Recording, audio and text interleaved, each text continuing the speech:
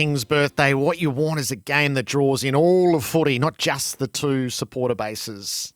Thrillers and incidents that can be debated the following day. And to that end, Collingwood and Melbourne provided that yesterday. So rich fodder for the means test with Nathan Buckley. Hello to you, Bucks. Morning, Jared.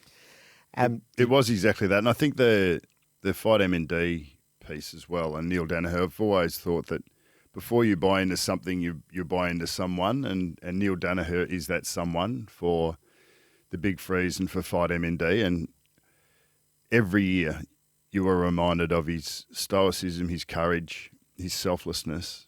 And I can only imagine the difficulty it is for him to keep fronting up as it's laid bare that his ability to move is taken away from him incrementally, as it is with any MND sufferer. It truly is the beast. It's a terrible affliction, but his strength of conviction for himself, for the people he represents, is absolutely amazing, and they do it really well. And that was just to be able to front up continually must take amazing courage. So I think that's what we buy into, the person.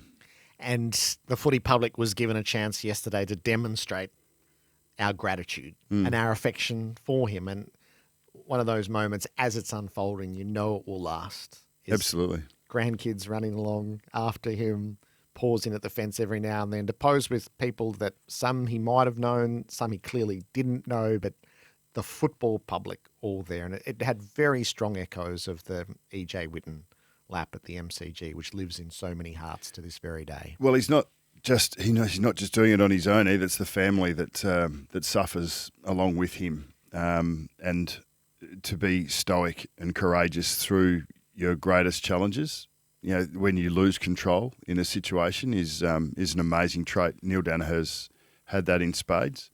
And you just look at his family and the extended family, and they're all suffering with it as well. So anyone who's touched by MND, I think it's a terrible disease. And having had time around families that have been afflicted by it, the acknowledgement of it is important. The fundraising is absolutely vital, and days like yesterday become crucial to be able to put money into the research of this, because there's plenty of great causes out there. But it's pretty easy to buy into Neil Danaher, who's an amazing man. Let's pull at the threads from the game that unfolded. The buck stops for Victoria Police, made for more search police careers. Buck stops for me goes to yesterday, and Bailey Frisch is the one that jumped off the screen and the field. I was there for the first half live, and then went back to the studio to prepare for Couch. But this is the conundrum in coaching. Because Melbourne wouldn't have been a chance of winning without him, and I thought he was probably a reason why they didn't get over the line. So it's so marginal, but I think Simon Goodwin and the coaching staff have coached him really well over a long period of time. He's a premiership player. This year he's been dropped, he's been made sub. His brilliance is undeniable, but the brain fades that are here and there undeniable also. So that just those moments become crucial. But he is a lightning rod in many ways, and has become more so as his career has gone on. But when Melbourne are playing their best, he is playing his best, and he's hitting the scoreboard, he's creating opportunities, he's making something out of nothing. He's a real strong aerial threat. He kicked snaps off the ground on the weekend or yesterday.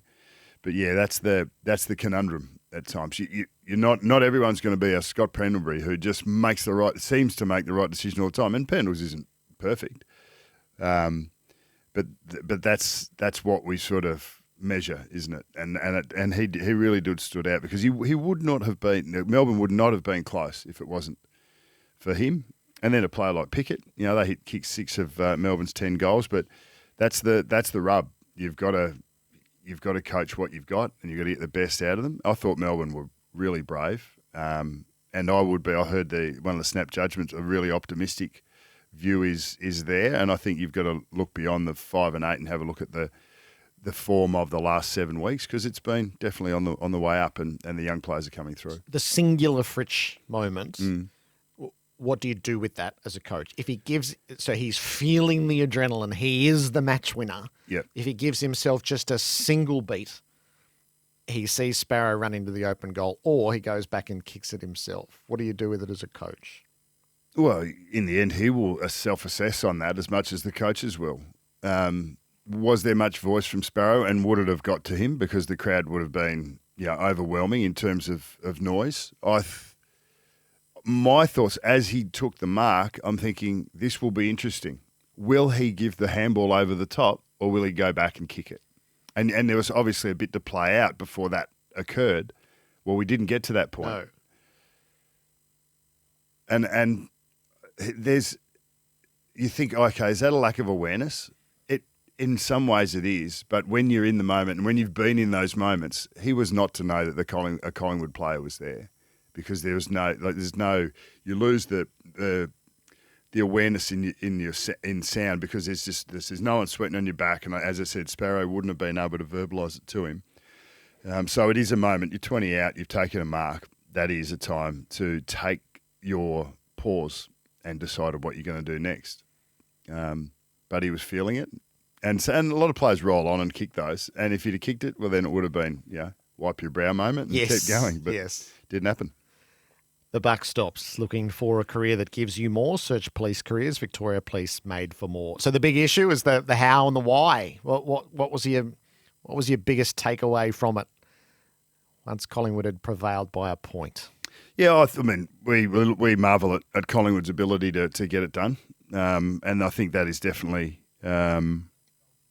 that's been established over a long period of time now. And hearing Scott Penderbury talk this morning about Fly coming in, and within 2 weeks was already talking about that the 2-minute drills and what throwing scenarios up and then encouraging feedback to how they were going to deal with it. And if that has been a really strong focus, and it's a strong focus for most coaches who feel like they are going to be contending, so they do work on it. But there's no doubt that the leadership on field is something that gets it done in those tight moments. You don't lose your head, because those games can be won and they can be lost. Collingwood don't lose them. They win a lot of them, but they don't lose any of them. Yep. So they have to be beaten in those moments, where a lot of teams get in those moments and they beat themselves. So it's not the other team wins it, you just lose it. So there's an interest in that, but it's happened so often now that they deserve credit for that. You can't ignore the May Gawn one. And I think that was just a culmination of probably feedback over a long period of time, and maybe a personality clash in some shape or form. But those two have been, as Max Gawn said, two guys that want to win it, and they will give everything that they've got. But I think Gawny probably just had a vulnerable moment as much as anything that Stephen May said, because he wants to win, and Gawny's going to put it all out there. But so I think he had a vulnerable moment, and that's what made it a flashpoint. What would you do as coach there? Just have a chat. It'll be done, and Max Gawn will be the one and Steve, they'll come together. They would have already had that chat, and that'll be sorted. And the feedback will be probably, Stephen, some of your feedback is too pointed in and too sharp at moments, too emotional. And I from afar, I would think that would be consistent. So you're a recidivist in this area, and you really need to adjust that. And Max will go, I was in a vulnerable state and I didn't accept it well. But pretty please make some changes. But that's not going to, in the end, fundamentally you are who you are. And Max Gawn lowered himself into that reaction, because that's not the way that he has been. But everyone has a breaking point, and he puts everything on the line. So I think that'll be a really easy conversation, and there'll be so much positive for Melbourne to look at, and they'll be able to reflect on those positive aspects throughout the week, and then dust off and go again. We had a correspondent who contrasted that moment with the crisp moment. The idea of, imagine if May had just put his arm around Gawn. I think that's real, and the reason I think that's real is because I think it becomes endemic of the way that you approach each other, of the way you approach your challenge. And if you're in a scarcity mindset, then you think that might never come around again. But if you're in abundance mindset, I think then you think if it doesn't quite work out, I'm going to support and have empathy for my teammate because I know that he didn't want that to not work out well. I know that he didn't lack for effort. He didn't lack for attitude. And I'm going to support him through this. That takes time, it takes focus, and it takes intention in the environment, and then it'll come out in high emotive opportunities or positions. So I do think that's real. And how much more powerful would it have been if not just Stephen May, but we had Daniel Turner was there in support as a younger player to support Max Gawn, and maybe he didn't want even that support at that moment. But yeah, it's sometimes cameras don't pick up this stuff either. So it's what we see, what we talk about, what we focus on, hover over for a period of time. But I don't think it's a biggie. But it may be an endemic focus that could be worked on. The tagging of Nick Dacos. So it was old school insofar as Ed Langdon sacrificed his entire game. Tactics were oppressive. It resulted in 5 free kicks. There was a change in the umpiring after halftime, which it's hard to imagine didn't result from some discussion or coaching. And that was a bit of a you don't see that tag very often anymore. No, but it was somewhat effective. Dacos has 20 and kicks 2.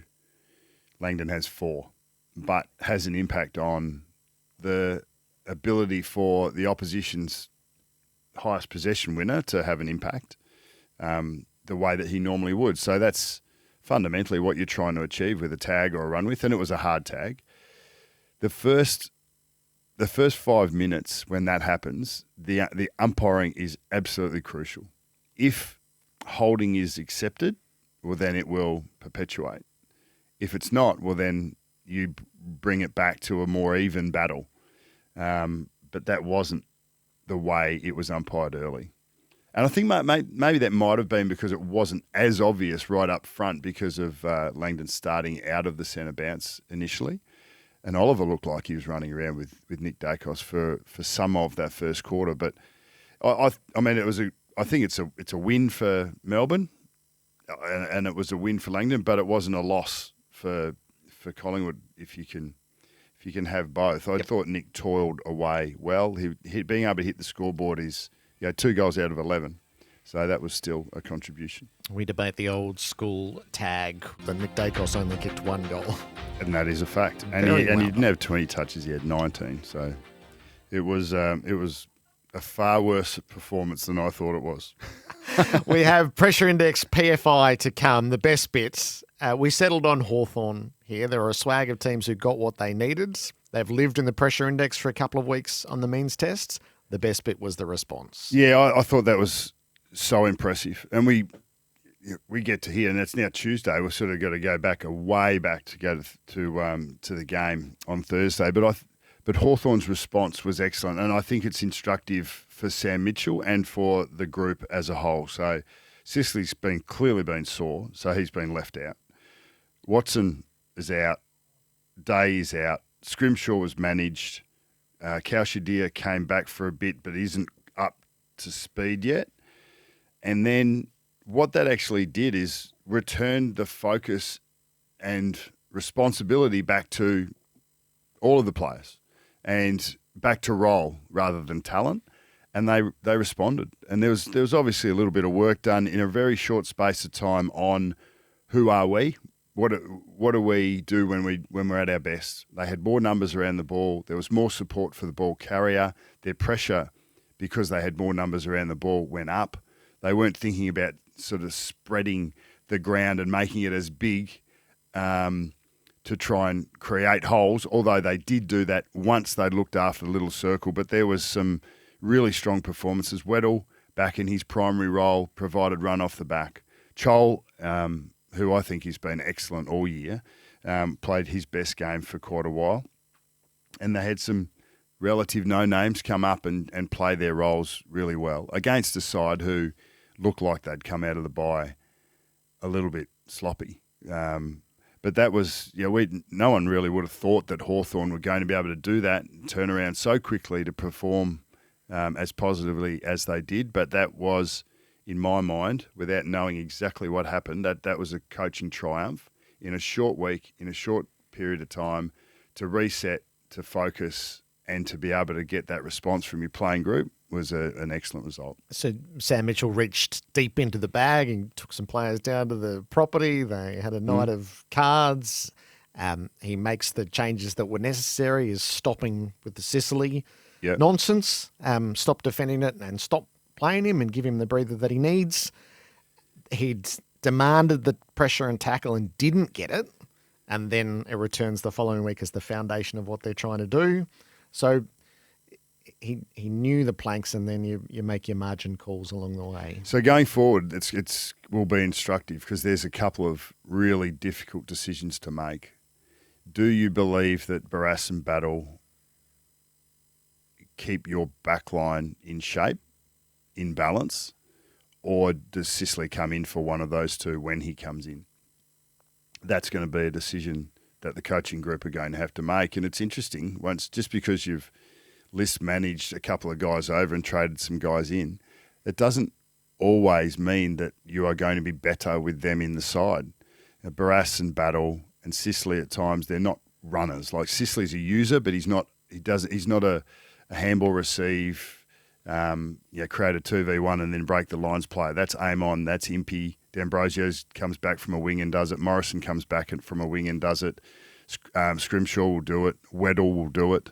But when those guys are in and they're playing higher, like if Sicily, Battle and Barrass are there, then that's a question. It's changed the dynamic from last year.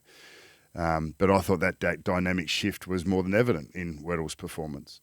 And Amon and Impey came into the game a little bit more. So there's a few really key decisions that will be instructive in the next 3 or 4 weeks.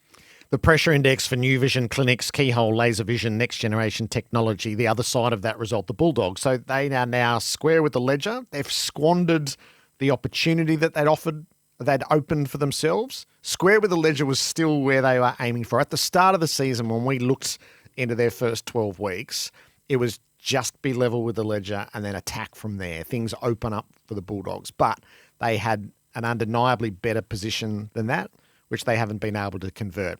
I expect by the end of the day it's been confirmed that the coach's contract has been extended. That work was all done over the past couple of weeks, as it should have been, and agreed to during the bye.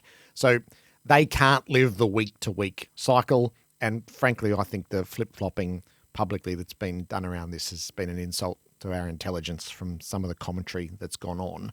It's their decision to make, and they've reached that point. But they're 6-6 and outside the 8, and that brings a degree of pressure. There were just elements of their game on Thursday night that undermine the idea that they're a team with legitimate aspirations for the top 4. Yes, I agree with that. But it's the first time they've lowered their colours, really, in terms of performance. I mean, they'd lost 5 games before that, but I think they'd lost them positively. Yes. They'd lost them admirably. But this one was the worst performance for the year in my mind, and they weren't as clean. The area of the game that they're normally the strongest in, which is from the inside to the out, was where they were bested by Hawthorn. They were fumbly. They couldn't handle the pressure, which normally is the part of their game that is strongest, to be able to flick the ball around and make it difficult to pressure them. But you need to be clean to be able to do that, and you need to be hard, and they weren't the hardest, cleanest side on the evening. So there's a little bit of soul-searching out of a bye to have come out like that. And once again, you sort of the coaching challenge is, so how do you handle that with your players? It's all right when things have got momentum and when things are tracking up, when there's lower expectations and you're exceeding them. But when you all of a sudden haven't performed, then how does Luke Beveridge handle this with his group? Because he wants to get them back on track real quick. And the Saints don't have a habit of being a challenge and finding your weak points and squeezing, and they can have really good ones. So they're going to need to be wary this week. So there are layers of concern. As Gardner in defence was asking too much of him. He's been out of footy for such a long period of time. So only they'll know, but they were prepared to play Buslinger against Hogan on debut. How bold was that? And yet they defaulted to Gardner rather than Buslinger here. Fraser played his best footy in the middle, and now he's at halfback and can't get near it. Sanders was developing really well on ball. He's at half forward and can't get near it. He's played a lot of half forward and got a lot of the ball in a specific role, but I think he was probably a product of them not getting their game up and about. Davidson was working up and down the wing really well. Now he's not on the wing. Liberatore was a weird game for Libba, maybe by his own hand, maybe by a bit of positioning. And Norton had these weeks to really nail down who he's going to be, and he can't do that to the point where you actually start to wonder whether he's going to be the player that they signed up. I don't think one performance would result in that many questions, but there are a lot of questions there about things that could have been shifted and changed, and all the players that didn't like that. It was an un-Bulldogs like performance for 2025. So I would put that away. You can't. That's done now. But and trying to unpack a little bit of why it happened, you can open a can of worms. So no, come back and focus on the things that we do well, and try and get the team back into some form of shape that connected really well. So there might be some selection issues there, but Bevo's made the right call for the majority of this season with this group of players. He's not going to lose them, or they're not going to lose him with one performance. But they'd want to get back on the horse real quick. And should it come to pass that it is announced in the coming hours that there's a 2-year extension for him, how will you feel about that? I think that's warranted. I think that's absolutely warranted. I think he's coached the boots off it, and we'll see how the second half of their season goes. If they're middling, or they don't pop from here, do we say that the coach's contract was a reason for that? Do we? No, but it'll be the revision of what was the mission coming into the season. So I'm supportive of this. They did the right thing and took the high risk coming into the season that it could implode. And it was the exact opposite. They thrived together. It was enough for the administration and the coach both to go, no, this is a renewal of vows to me. It could have been over, but it's actually not over. We've both seen that, and now away we go into the next phase. This is not about the last 12 weeks of the season. It is about the next 2.5 years as they grow again. He showed that he had the playing group right here. And the evolution is more than obvious to see, and they have abundant assets at their disposal that have proven that they can perform under pressure against a lot of opponents, and that there was still a lot of upside. So that's what we expect to see. The worst bit was the Sam Durham bump, which belongs to yesteryear. Is 2 weeks the right penalty?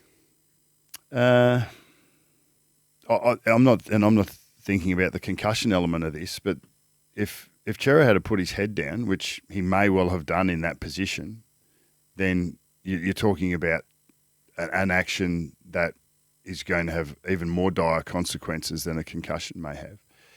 So that was the thing that stood out to me. So I think Durham needs to be penalised. I do agree, and I've heard some commentary around the fact that Cerra's technique was really poor, and it was. The duty of care to look after yourself shouldn't just be about what the other guy does in a contest. It should be what you do in a contest. I think the action that Sam Durham did was technically superior to Cerra's action, and they really should have met hip to hip, shoulder to shoulder if they were both attacked, because they got to the ball at pretty much the same time. If Cerra had turned his body and accepted the bump, or the body that was coming the other way to win the footy, that they could have bounced off each other and zero had happened, and Cerra would have protected himself. But I understand why the penalty has come down, and you can't have it both ways, can you? Really? But you're not going to penalise Cerra for that. No. So talk to me about the technique and the training and what's done at junior levels all the way through. Have we Have we lessened what you would have come through with at the moment? Talk to me about technique. Well, if you lead with your head, you're asking for trouble. And Cerra led with his head. He went into he ran towards an open field ground ball.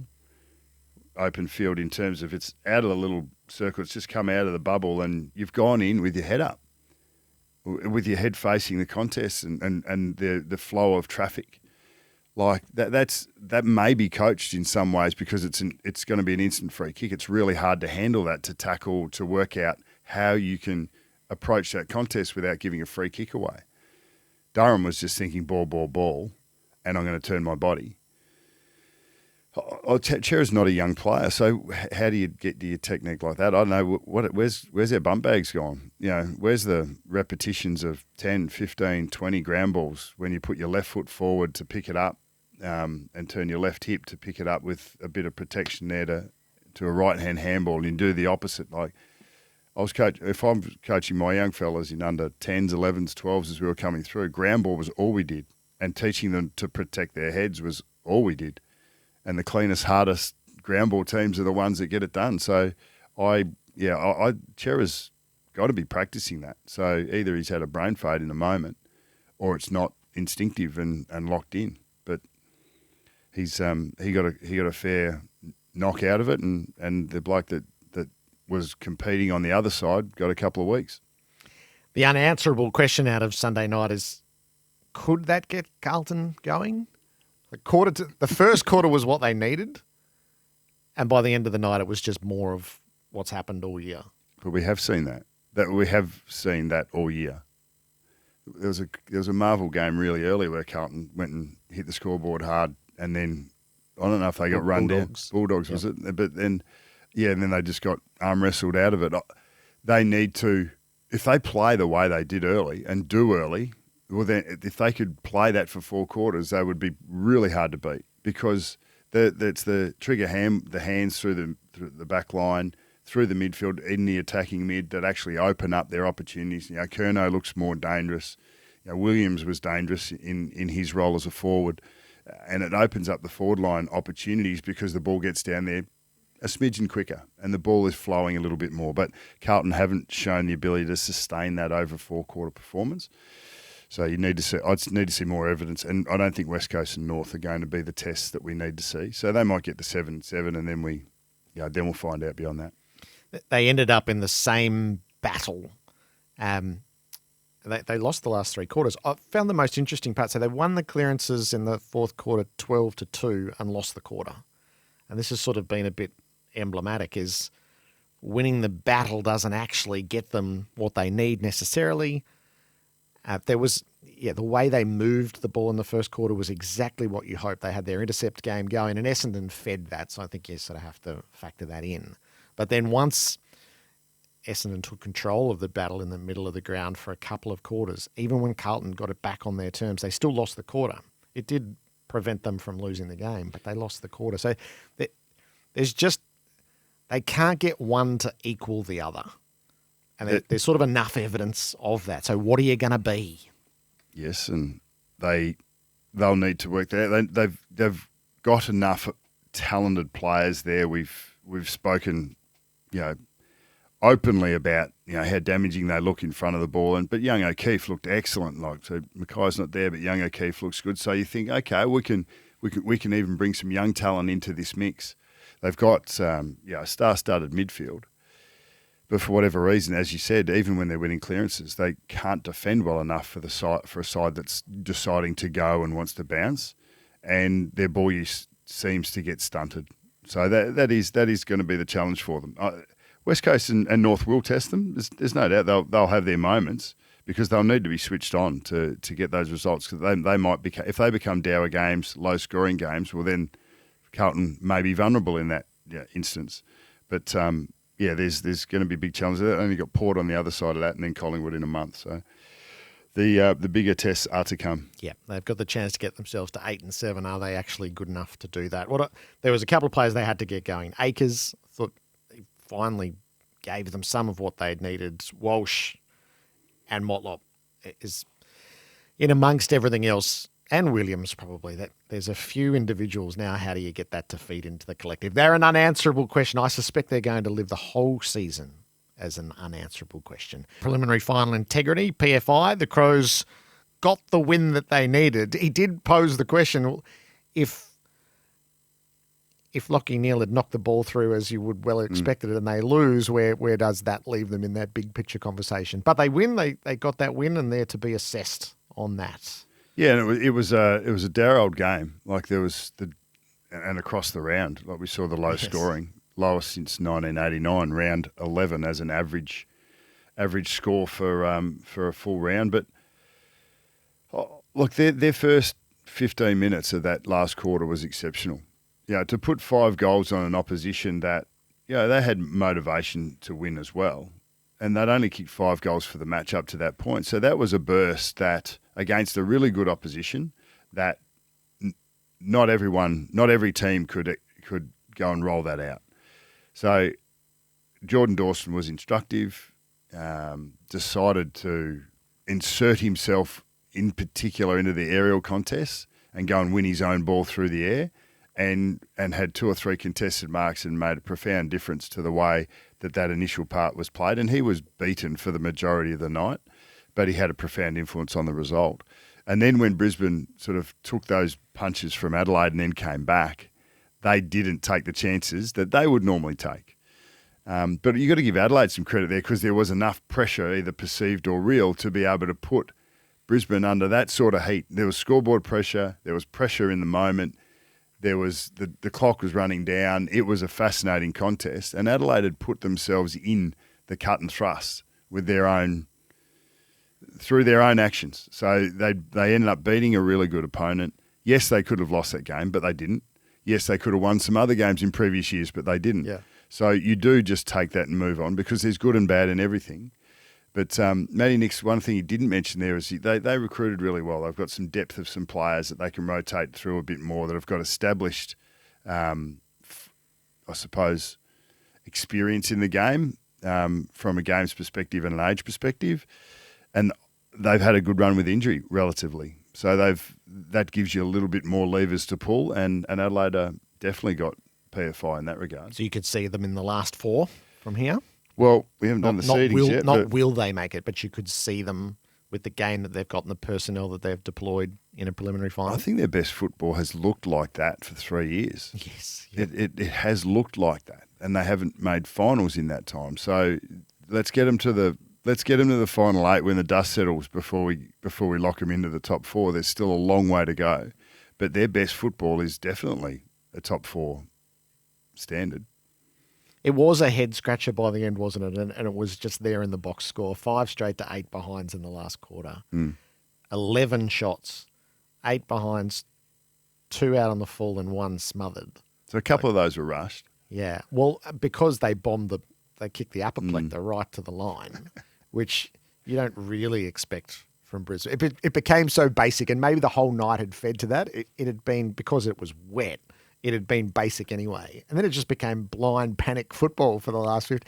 Adelaide just kicked it out and was coming straight back in. The unanswerable part of it is, had Brisbane kicked one of those goals, it would have actually restored Adelaide to some proper mode of play. They both went so deep down that rabbit hole, and unless Brisbane hit the front, nothing was going to alter in the game. But had Brisbane hit the front, I think the whole thing resets. I agree.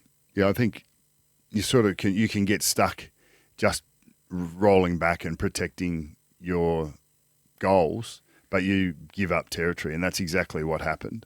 So we were talking about it post-match and sort of said, okay, so if Brisbane had have won that game, there would have been quite critical of Adelaide rolling so many numbers back and losing their forward structure altogether.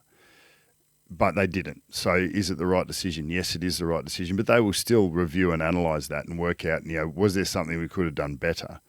If we had have kept our forward structure and got a contest for some of those quick kicks out, would we have been able to compete, contest, get a ball in, and then maybe reset?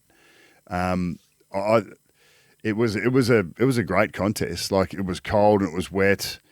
Like, I thought Bailey and Rayner and Archie were excellent early. Like they set them up. And then you go back the other way and Rochelle and Keys and Rankin sort of came into it in the second half. Neil Bullen was consistent. So it was a smaller man's game. But the one I've got to, like, I'm not often negative, but one of the things that I saw, Kai Lohmann to me, like he's had a frustrating year in and out with a little bit of injury. He just looked off. He looked timid. He looked like he didn't handle the conditions. He had an opportunity to kick the winning goal that he would normally eat up. So if I'm sitting there looking at from that game, from that performance, like he's one that I'm getting to and just checking in with where he's at, which is obviously happens. The Brisbane coaching staff are in great shape, but he looked really off. He looked like he wasn't up for the contest, and that's not what I've seen of him at any stage of his career. So and you do go through moments like this where you test. So even that's a challenge for Brisbane. It's a challenge for a guy like Kai Lohmann to get better from that experience rather than dropping into it. Bucks, what do you want to do with your seedings? So I have a new team in at 4, and that is the Adelaide Footy Club. I think that, regardless of what you thought about whether they were lucky with it, whether Brisbane, shot themselves in the foot at the end, Adelaide won the game. And that 15-minute burst at the beginning of the last quarter against a really good opponent when the game was there to be won, and they went and got themselves back into it and put themselves in front. So they've gone up to 4 for me at the expense of the Bulldogs. I've dropped Brisbane down a spot to 3. Geelong go to 2 because the Suns are playing some pretty good footy and they just disarmed them. They were just harder and tougher in the end and disarmed them and took away their front half game. So they go to 2 and Collingwood stay at 1 for me. So it's the first time my seedings have matched the top 4 on the ladder. Right. Which is by virtue of Gold Coast coming out. Mm-hmm. So I'm pretty much the same. Adelaide at 4. They've won their way in. That was their play-in game. Geelong stay at 3. Brisbane at 2. Not prepared to drop them just for now. And Collingwood are the 1 seed and probably will be for a long time. Is this a concern that we're starting to agree a little bit more? There's just a bit of a natural order at the moment, isn't there? But there'll be one weird result and we'll fracture in all sorts of directions. Well, I was strong on the Bulldogs for a long time. Yeah. And had them in for quite a while. I think they deserve to be there despite their win-loss. I had the rush of blood one week and popped them up at 1. Did you? I haven't been seen since. So flighty. I know. Can't believe how flighty you are. How could they get their way back in? St Kilda win's not going to do it. Oh, Hawthorn and Adelaide's, I could make that a play-in. Hawthorn have been out of my settings for ages. Same. All right. So who would you have at 5, just for instance? Probably Hawthorn. Over the Suns? Yep. I just can't quite have the Suns that high up yet. They'll make finals. But Freo got a chance to creep in not at any yet. stage? The Dogs won't have to do much to rush back to my seedings. No. Just flagging it. But if they repeated that performance, it would go the other way. It would very much would.